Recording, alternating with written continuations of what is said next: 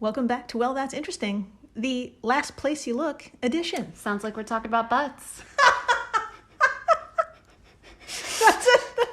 That is the last place I'd look, is my own ass. Same. And you would think we would learn by now. Yeah, there's a lot of things go in and out. Oh, God. Yeah. Anyway. Jesus Christ. Today is In-Betweeni 104, earliest predator found so far. Ooh. And I know. And Dino footprints under restaurant table. You're right. I would have never guessed. I would have never guessed. Yeah. It's incredible. I would have guessed a few places, but not under a restaurant table. But knowing New York, that actually makes sense. There's a lot of shit on the ground here. Yeah. Don't look. Don't do yourself a favor. Don't look down. Don't look up. Don't just close your eyes and start running. Great advice from Dr. Riley. Yep. I'm Jill Chacha, and I am with, just like I said, the amazing Dr. Riley. That's me. I guess I'm amazing. Yeah, and I'm so excited to be here, back in the States. Back in the States. After our lovely trip to London. That's right. And I'm very excited to talk about butts or dinosaurs or whatever you have to offer, Jill. That's right. So much to offer. If this is your first time listening, welcome to the flock. Welcome. Dr. Riley here comes in cold and learns everything in real time, just like you. It's true. I had no idea what we were going to talk about today. The only idea I had was that it would be about butts because we always end up circling back to the most important body part, which is your ass. It is very important. Yeah, vital. It is vital. I was going to say organ, but it's not. It's not an organ. It's a lot of things. Yeah. Though, yeah. My friends, dear flock, as you may know about this show, when we're not diving into frightening holes, extracting a parasite or object from someone's head, or you guessed it, but we're probably talking about something very old. Oh, I love old stuff. And its discovery rewrites the history books. Amazing. Well, I hope you're hanging on to something nailed down because in the first half of the show, we need to travel back in time. So far back in time, the Earth looks unrecognizable, and the predators on our planet were equally so. 2019! Right. We're going back to my favorite year, 2019. I'm just kidding. I have no idea what year we're going to. For real, sure though. Sounds like it, though. It's fucking for real. We're going to talk about the oldest predator ever found so far. And then after the break, we'll learn to always keep an eye on our surroundings. One restaurant patron in China certainly did. They discovered some footprints under their table, and it opened up a whole new world.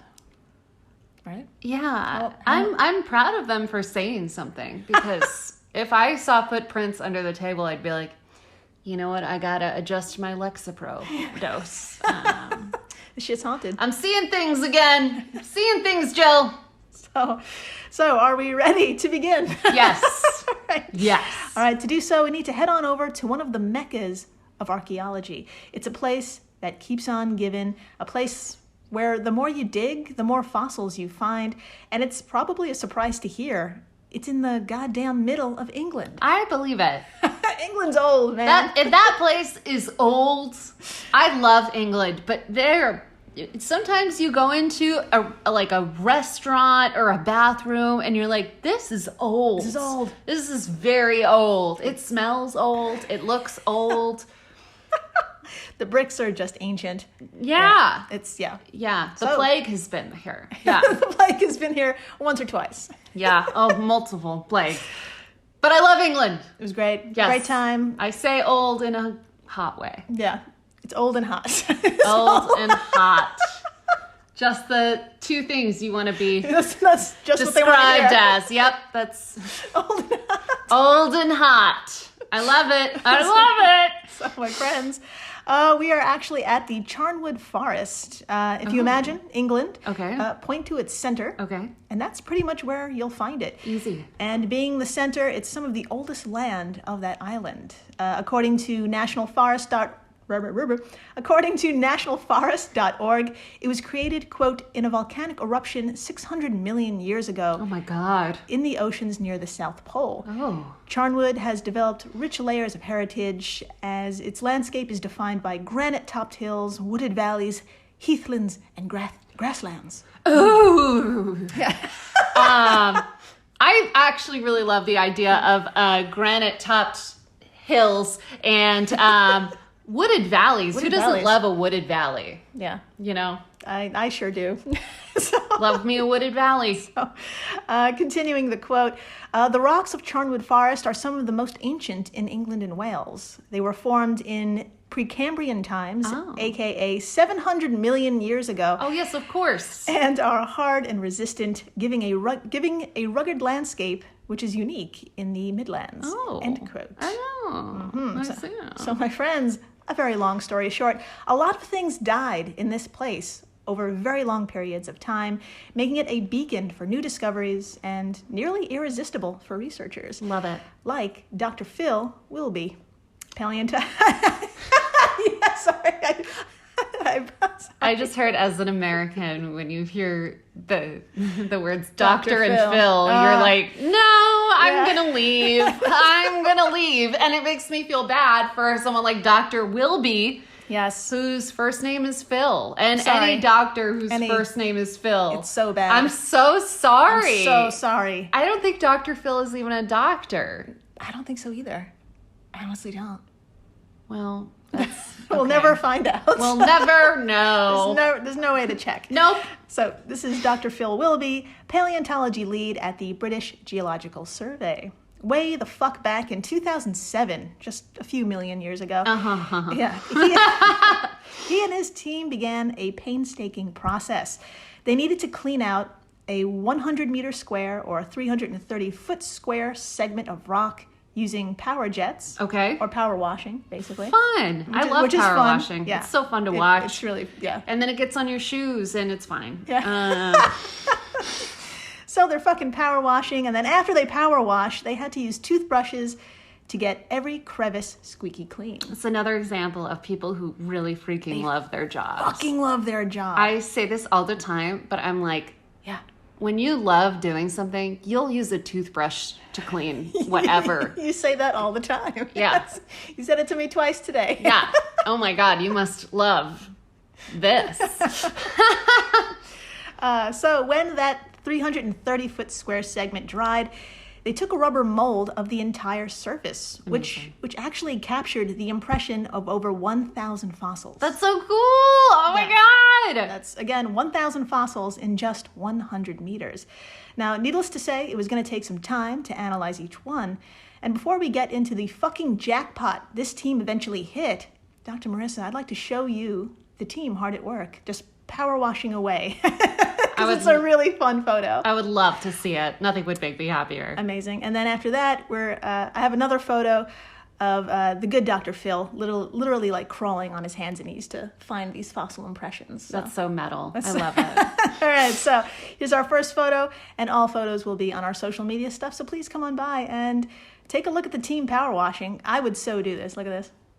How okay, cool is it that? looks really fun. It does. It looks really fun. It's kind of like rock climbing where they've got the harnesses and they've got the ropes and they're hanging off kind of this sort of cliff. Yeah. But instead of climbing it, they're power washing the side of this like cliff. And it's really cool. It looks beautiful. It's that granite rock that we were just talking about. And it looks very fun. I feel like I wouldn't do it, but I would think about it. Yes. The person on the left has a great stance. Look at that stance. The width of their legs, they're ready. This is not their first rodeo. No. This is the stance I make when like the MTA is a little more rickety than usual. And you have to kind of act like you're surfing a bit. Mm-hmm. Yeah. It's an incredible stance. All right, now let's check out the next photo of Dr. Phil Willoughby using a 3D laser scanner to make sure nothing gets missed. Because honestly, when we take a look at this, it's a fucking jumble. Damn. It's a jumble. So please, if you would, Dr. Marissa, take a look at the ground and please tell us how fine and maybe even chaotic these impressions are. Take a look. Oh my God, this is amazing. All right. Okay, so he's on his hands and knees and he is standing over this rock. And when you look up close, the rock has all of these teeny tiny little etchings and fossils and stuff like that. And he's got this weird looking laser that kind of looks like a a clothing iron. Yeah. And he's just going for it, making magic happen. Making the magic. Yeah, so just by looking at these two photos and hearing that 1,000 fossils had to be sorted, you can get a sense of how slow progress was. Yeah. But my friends, it was goddamn worth it. Yes. So please, Dr. Marissa, tell us who they found according to the British Geological Survey, or BGS for short. I would absolutely love to talk about it. All right, quote, geologists have found the fossil of the earliest known animal predator. Finally. I can't wait to see this movie. All right. The 560 million year old specimen is the first of its kind, but it is related to the group that includes corals, jellyfish, and anemones living on the planet today. End quote. There you go. So it's a predator that is also kind of a sea situation. Exactly. Animal It thing. is. Totally is. Predator. You got it. Put that on a title. Netflix. There you go. I'll watch that series or movie. I don't know if you could stretch it out. Who knows? They can make it an 8-hour thing. Yeah. Absolutely. Leave it to the writers. So, my friends, that's right, an animal 560 million years old, and an animal that clearly ate other animals. Yes. Now, before we get into how we know this, and what it looks like, and why its discovery is a big fucking deal, I have the honor of telling you it was named after Sir David Attenborough, I love this. who already has over 40 plants and animals named after him. Dude, that's a lot. Oh my God. It's incredible. That's really adorable. It's incredible, it's adorable, and it's probably because we're running out of unproblematic heroes. We don't have that many. Come on, Attenborough. Don't be gripey. Yeah, don't be, and he just has to live forever, unfortunately. Yeah. So this creature was named Aurora Lumina Attenborough. Beautiful. Aurora Lumina, which is actually really very pretty. Quote, the first part of its name is Latin for dawn lantern. Oh. It's very, very pretty. I am taken. That's so poetic. I It know. also sounds like a Harry Potter spell. Like Aurora Lumina. Exactly. You got to it before I did. She had a wand and everything. It was amazing. It's Latin for dawn lantern in recognition of its great age and resemblance to a burning torch. End quote from the BGS. That's fucking stunning. I love it. Yeah, and it does kind of look like a burning torch, Okay. kind of. Everyone imagine that, but I'd like to describe it in a different way. Okay, everyone, please imagine the stem of a flower. Easy. Done. Okay, now where the stamen and petals are, just remove all that crap and slap a sea anemone on top. Cool as fuck. So it's like a lollipop, anemone lollipop. Yeah. With a stem. Mm-hmm. So not a lollipop at all. But it's what Jill said. Yes. So, Dr. Marissa, what do you think? I have an artist's rendering here. Yes. And a photo of the actual impression the animal's body left behind. So, please tell us what you think it looks like. Yes. And just a heads up, this little guy was a wee 8 inches or 27 centimeters in height, yet it was spotted among 1,000 other creatures. So. I still want to see the movie of it terrorizing the earth. Oh, I can't wait. Would love to see it, but I have to see the picture first. Okay, so this is the rendering, the artist rendering. Yeah, that thing is going to come and get us. It's going to get us. Fingers crossed. 2023 is coming. It's coming, and we're running out of things to be scared of. We need a new thing, and I think this is it. Yeah. It kind of looks like, it has like a fallopian tube kind of vibe. It's like, it's got kind of like it's like this sort of, I don't know how I'm just gonna assume the colors, right? But it's like a shirt sleeve kind of like imagine an empty shirt sleeve that is sort of a tan color, and then out from the shirt sleeve instead of your hand is a bunch of little pink tubes, like little tentacles pink or something, macaronis. And so it kind of looks like an alien's arm and fingers. Yeah. It's pretty great. I really like it. It's pretty cool. All right, so this is what they actually found in the rock. Oh, I love it. It's pretty cool. Oh, I love it. I don't even know how to it almost looks like an illustration, a line drawing of someone's fist. Yeah, the top does look like a clenched fist. It looks like a clenched fist, and that goes down into a really skinny arm that I'm jealous of. Okay. So why is this creature about the size of an adult human hand so damn important? Well, drum roll please. Quote, the discovery of Aurora Lumina throws into question when modern groups of animals appeared on Earth. Cool. It's generally held that I can do this. We got this. It's generally held that modern animal groups like jellyfish appeared 540 million years ago, but this complex predator predates that by 20 million years. It's also the earliest creature we know of to have a skeleton. Hot damn. Put a pin in that. Yes. So far, we've only found one, but it's massively exciting to know there must be others out there, holding the key to when complex life began on Earth. Dr. Phil Wilby said to BGS.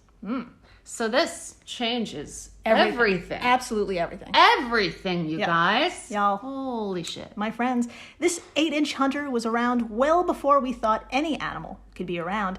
So this is a big shakeup, and I said an interesting word back there. Skeleton. Yes. So, Dr. Marissa, please tell us, what do we mean by this? What did this thing probably have, and why is that important too?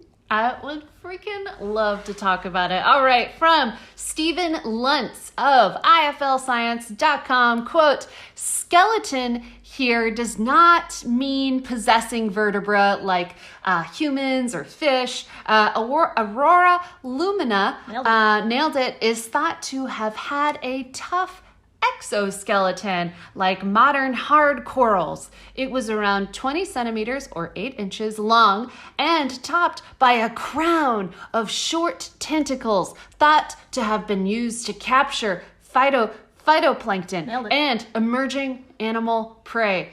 Dr. Frankie Dunn, I really like that name, I don't know why, of the Oxford University Museum of Natural History, who led the study, explained the creature's significance goes much further. Quote, most other fossils from this time have extinct body plans, and it's not clear how they are related to living animals. This one clearly has a skeleton with densely packed tentacles that would have waved around, capturing passing food, much like corals and sea anemones do today. End quote. So basically, this thing is a lot like things we've seen today, unlike other ancient animals, which were like, it's like, whoops. They're fully gone. Fully gone? Fully gone. But this one had a cool exoskeleton. Yeah. It was like, and passed it along. Corals and passed it along. Yeah, you got it. Yep. We got it, folks. It's like you read a lot about this. So this 560 million year old predator / animal / relative of today's creatures just rewrote the history books. And there's more of them out there somewhere in Charnwood Forest. Yes. And that also means its relatives are somewhere in there too. Yes. And God only knows what that fucking thing might look like. Yes. I mean, how do you even know what to look for? I have no idea. I'm trying to imagine like just walking through a forest and like coming upon that. Yeah. Would it be like a little, I have no idea. No idea. And I'm also imagining it much bigger and running towards me. Yes. And chasing me. For the length of a feature film. That's which right. nowadays is about 6 hours. There you go. Can't wait. Yep. So this is a task I do not envy, but luckily the good Dr. Phil, not the other one, is up for it. So, after the break, yes, we're going to brunch. Finally. And we're going to have a side of 100 million year old footprints with our mimosa. Loving it. Stay tuned. Please do.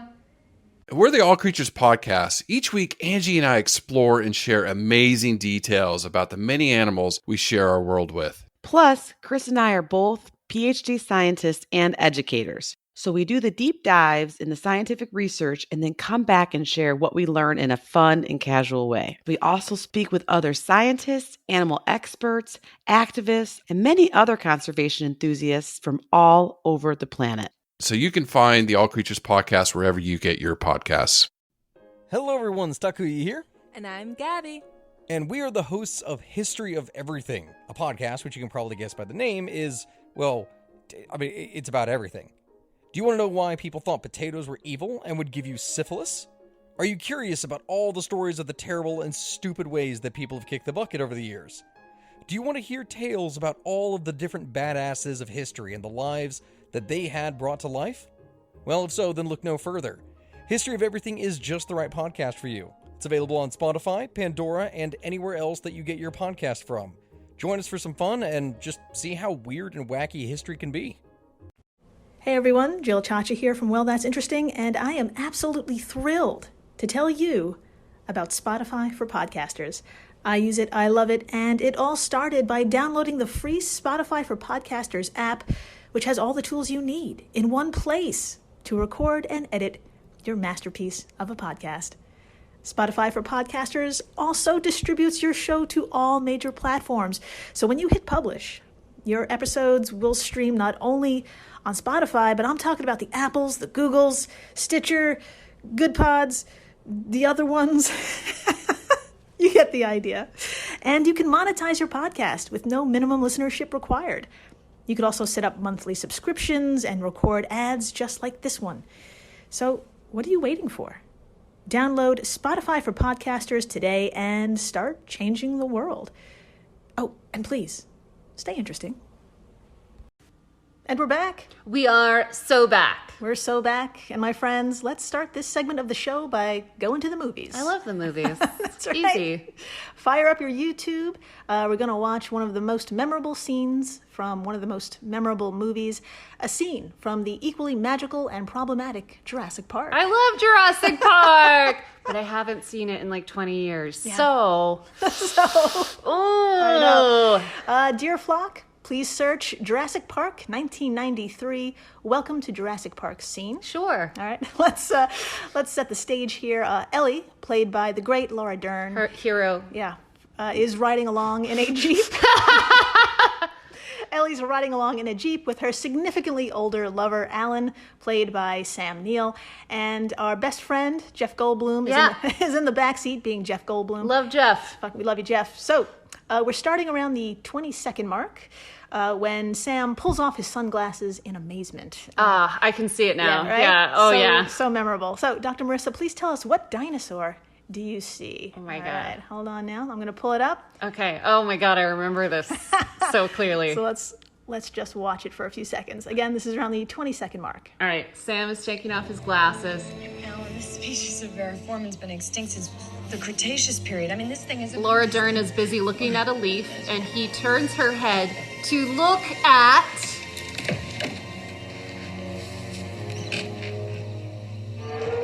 a dinosaur!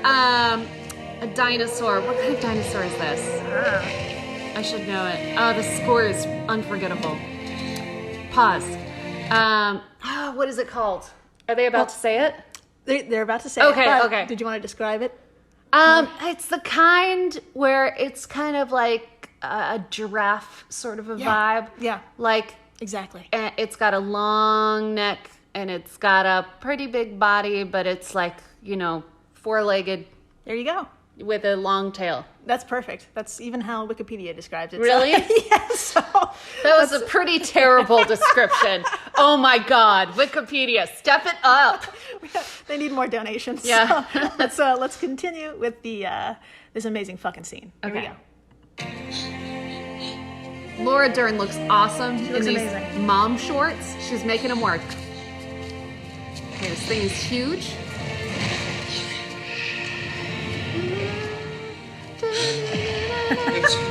It's a dinosaur.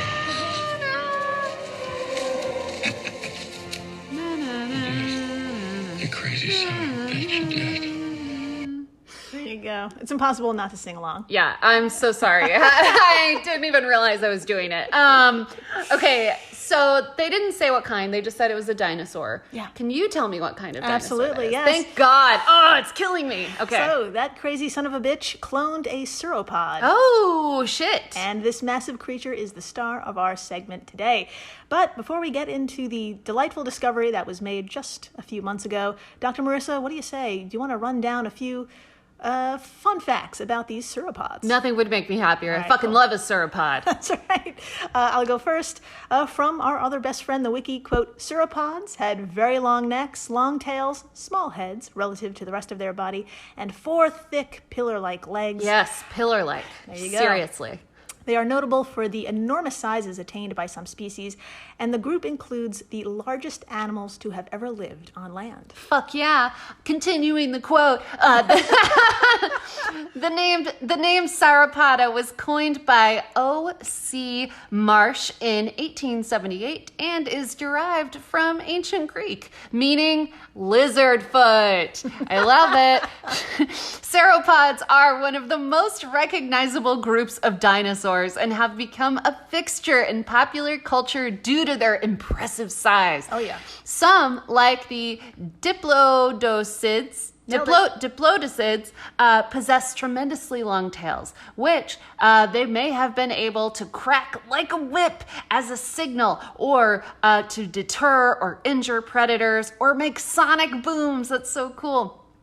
Superosaurus, a 108 to 112 foot long, sorry, I'm going to do this again because I want to get this right. Supersaurus, at 108 to 112 feet long, was the longest sauropod known from reasonably complete remains, but others, like the old record holder Diplodocus, were also extremely long. I did it. You did it. End quote. I think there's more quote. Just kidding. Just giving you a round of applause. Nailed it. You fucking nailed it. So, the tallest sauropod was the giant Barosaurus at 22 meters or 72 feet tall. Fuck yeah. By comparison, the giraffe, the tallest living animal today, is only 5 to 6 meters or 16 to 18 feet tall. A wee thing in comparison. Fucking wee as shit. The longest terrestrial animal alive today, the African elephant, can only reach lengths of 7.3 meters or 24 feet long. End quote. And remember that the Supersaurus was about 112 feet long. So Amazing. they were big. They were fucking big. They were fucking called big. super for a reason. Hey, yes. They were, and yeah. So as such, they left behind big-ass footprints. Yes. So my friends, let's head on over to July of this year to an undisclosed delicious restaurant in southwest China. What a shift. Oh, yeah. There's really no way to segue. No. An eagle-eyed patron, and probably a member of the flock, happened to glance down at the floor below them and saw this. Okay. Dr. Marissa, I have a photo of something outlined. Please tell us what it looks like to you. Oh my God. Oh my God. Here we go. I mean, it looks like a big dinosaur's foot. It does. And it looks like, I guess, so it's in rock. It's in the rock, yeah. It's in the rock. And I'm guessing in this restaurant, this is the outdoor patio. You got it. Okay, so this was the patio, because I was like, if y'all just put a hut over the ground, then you might need regulations might need to be adhered to. But yeah, and then it looks like they have someone has delicately outlined it. Yeah. With some sort of white paint. Mm-hmm. And there's like 3 cute toes in the front and Very 2 cute toes in the back. Yeah. And just to give you a sense of proportion, here it is against one of the researchers. There it is. Oh, it's pretty big. It's pretty fucking big. I would say it's the size of this researcher's head, if Yeah. not bigger. Yeah. Exactly. Yeah. So, my friends, this is one footprint from a new set of footprints belonging to 2 dinosaurs that walked side by side some 100 million years ago. Oh God, that's fucking adorable. They were walking together. Yes. Oh, were they friends or lovers or family? I don't know. Sorry, we were watching Endgame before this, and Endgame just ruins my emotions. It just shreds me at the core. It's very, very emotional. Yep. So, Dr. Marissa, who confirmed the footprints, and what else can you tell us about these big old dinos? Oh my God, let's talk about it. Okay, from NPR, quote, paleontologist Dr. Lida Zing was one of the experts called in to investigate. He told CNN that his team used a 3D scanner to confirm that the imprints were left by sauropods.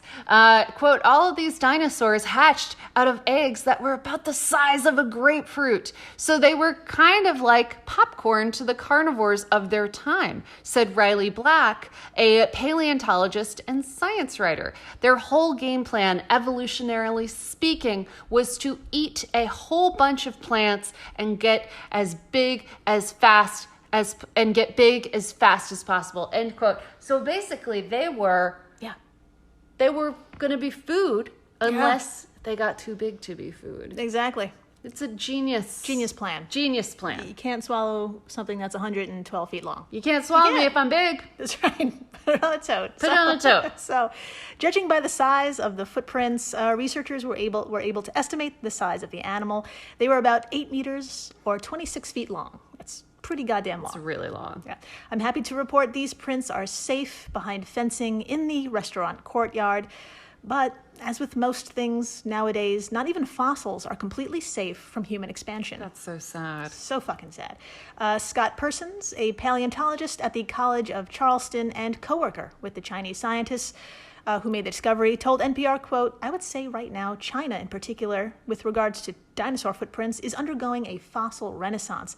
A lot of new and exciting spots are being discovered." That's so cool. So fucking cool. And quote, Dr. Lida Zing, who worked on the sauropod footprint discovery, told phys.org, "Even though there are more fossils discovered, they have been more difficult to preserve as the country undergoes extensive development." Yeah. Lida and fellow colleagues rushed to visit new finds within 24 hours, so nothing is lost. Oh my God, that's they can't even Yeah.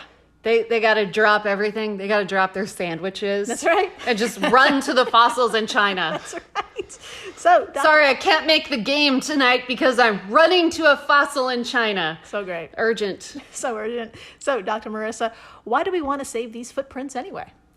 Well, I can, because they're cool. They're but fucking cool. I would also like to talk about the scientific reason. All right, from NPR, quote, "While fossil footprints might not seem quite as dramatic as finding bones, they allow paleontologists to take a unique glimpse into how dinosaurs lived. Tracks are fossilized behavior.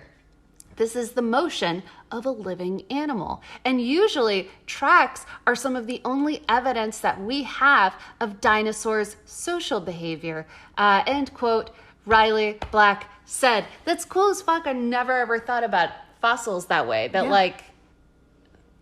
they track what they freaking did. They tracked that they walked together. They walked together. Because they were friends. They were or friends. something more. Or something more. One of them wanted to be something Yeah. more. And the It other was- one was like, I don't know.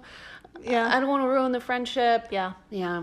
It was just like that. Yep. So, my friends, how cool is it to know that these massive creatures were chomping down on trees in the exact same place humans were eating overpriced brunch? It really does bring a tear to your eye. Seriously, I feel so connected. So, let's save these footprints. Save the footprints. Save the Look footprints. under your table in China. That's right. Anywhere you are, just take a fucking look. Take a look. You might find $1 That's right. or a footprint.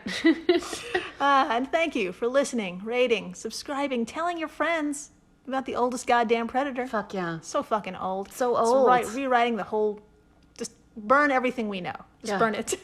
Burn everything. Yeah. Only love the old. What did we call England earlier? Old and hot. Old and hot. Old and hot Gotta love England. something old and hot. Sorry, everyone.